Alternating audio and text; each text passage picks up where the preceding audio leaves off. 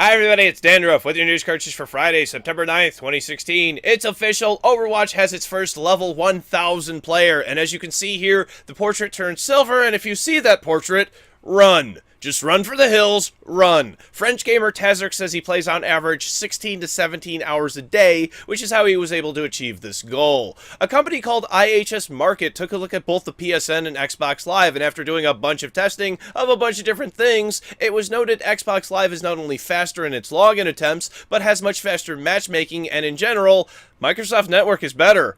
More on Microsoft calling out Sony later. Nintendo is reportedly looking into whether or not Amiibo can be used in conjunction with smartphones, and if they can, then it would really give these things a whole lot more damn purpose. In other Nintendo news, it's been revealed the professor in the upcoming Pokemon Sun and Moon is the cousin to the one and only Professor Oak. Now for our first release announcement, which is actually a delay. Bloodstained Ritual of the Night, the spiritual successor to Castlevania, made by the same creator. We're gonna have to wait until 2018 for that game, and I really hope they took lessons from the people over at Mighty No. 9 and aren't just copying them. Seriously, I don't want another train wreck of a year for video games next year, and I know that's not coming out until 2018. I want 2 good years in a row, okay? Okay.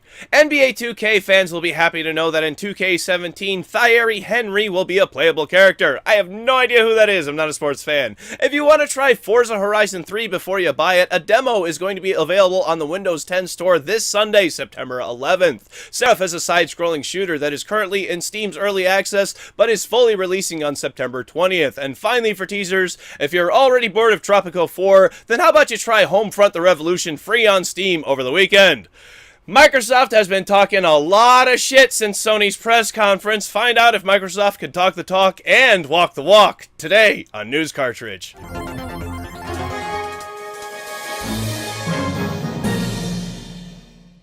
Well, oh, fuck. That headline says it all. Any hope of mod support for the PS4 has been snuffed out today, and this comes down from Sony themselves. Bethesda announced today that Sony will not approve user mods, quote, the way they should work where users can do anything they want with either Fallout 4 or Skyrim Special Edition.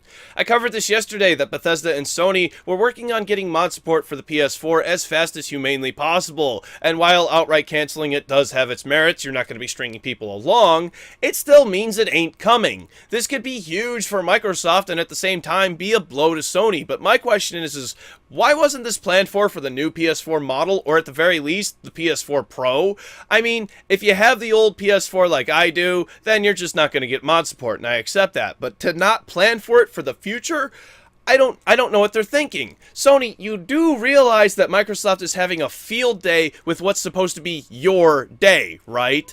Now they have mod support, backwards compatibility, the best network, and HD Blu-ray, a technology proprietary to you. What are you thinking? Put a damned optical out in the PS4 Pro. Put HD Blu-ray support in. Microsoft is going to eat you alive with all of the extra features that they have, and then on top of that, they're going to have the more powerful hardware. If Sony doesn't do this, then I'm going to hand over console generation 8.5, the dawn of VR, to Microsoft right now.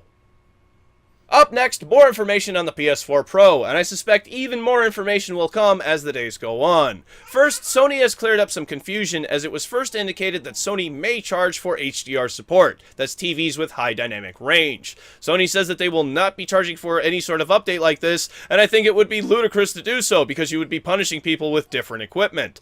Alright, so let's move on to some games. If you see this logo displayed on the case of a PS4 game, then you know it is optimized for the Pro right out of the box.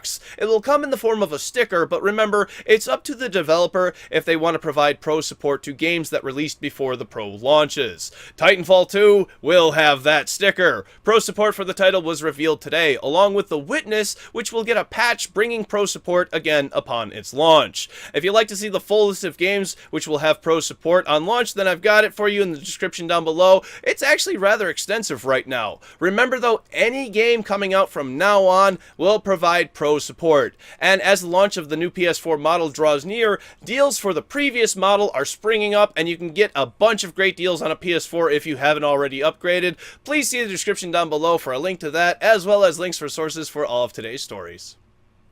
And the quick spot, some changes are coming to the arena in Hearthstone. Blizzard has been trying to figure out exactly how to balance the arena, and the conclusion they've come to is to ban a bunch of cards. Don't worry though, these cards are a bunch of low-powered ones. I'm sure a lot of people will be happy with these changes. More than 40 cards in total are no longer going to be part of the random selection of cards, because that's how the arena works. Players are given a deck that they did not assemble. For the full list of cards, please see the description down below, and let me know what you think of the new arena in the comment section down below too. Finally for the week is Hyperlight Drifter, which has been cancelled for Wii U and PS Vita. Now normally I would just put this into the teaser section. Games and ports get cancelled all the time, for whatever reason, no big deal. But this reason had me scratching my head. According to the dev, significant downgrading would have had to have happened in order to be able to get the game to run on either platform. The game engine they used was modified in ways to achieve things never before done with the stock engine, and this just didn't translate well to either the Wii U or the PS Vita. The game would need to be entirely rewritten.